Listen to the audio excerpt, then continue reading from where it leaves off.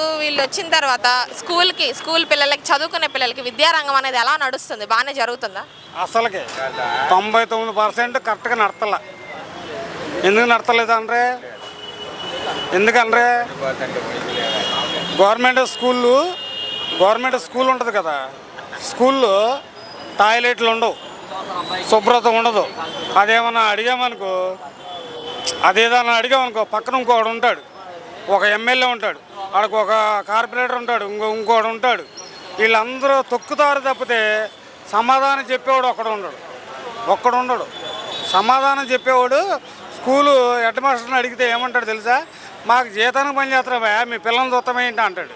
Sir, Jaganmohan Reddy గారి ప్రభుత్వంలో నాడు నేడు అనే పథకం ద్వారా పిల్లలకి స్కూళ్ళు ఇంగ్లీష్ మీడియమే కానీ, లేకపోతే వాళ్ళకి ఇచ్చిన యూనిఫామ్సే కానీ, బాత్రూమ్స్ గురించే కానీ, లేకపోతే వాళ్ళు తినే ఫుడ్ గురించే కానీ ఆయన చాలా జాగ్రత్తలు తీసుకున్నారు కదా. మరి ఇప్పుడు అదేమన్నా జరుగుతుందా? అలాంటిది ఏం జరగతలే. లేదమ్మా, 50 సంవత్సరాలు పింఛన్ అన్నాడు. అదే జరగతలేదమ్మా.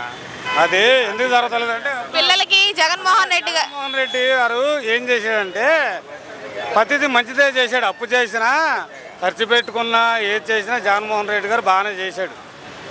ఎందుకు చేశాడంటే మనం పార్టీలకి అతీతం. మనం పార్టీలకి సంబంధం కాదు. అతను చేసినప్పుడు కొంతమంది ఇప్పుడు అతను అప్పు చేశాడు అంటే దానికి ఒక అర్థం ఉంది. 15 ఏళ్ళు వేసాడు, ముసలోళ్ళకి 15 ఏళ్ళు చొప్పున వేసి 75 ఏళ్ళు వేసాడు. స్కూల్లోకి ల్యాప్టాప్లు అని, ఇంగ్లీష్ మీడియం అని అన్నీ తీసుకొచ్చాడు. కొన్ని పనులు చేశాడు, అతను కూడా చేశాడు.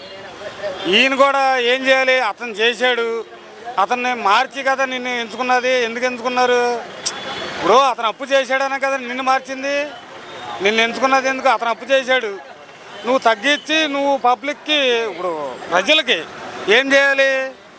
నువ్వు మంచి చేయాలని నువ్వు మనస్ఫూర్తిగా ఉంటే లేనివాడిని ఉన్నవాడి చేతకి ఎలాగవుద్దమ్మా? నీ పిల్లల్ని నువ్వు చూసుకో ముందు చాలు. లేనివాడిని ఉన్నవాడి చేతమేంటి? ఎవడ అడిగాడు? ఫ్రీ పథకాలు ఎవడ అడిగాడు? ఎవడన్నా అడిగాడండి పబ్లిక్ వచ్చి మాకు లేదయ్యా అని? పింఛన్ అనేది అలవాటు చేసింది మీరే. మీ ఎన్టీఆర్ ప్రభుత్వంలోనే చేశారు పింఛన్ అనేది. డ్వాక్రా అనేది పెట్టింది మీరే. డ్వాక్రా అనేది పెట్టింది ఎందుకు? మహిళలకి కానీ పెట్టినప్పుడు అందరూ ఒకటైపోతారు, మొగ్గులు చూడరు.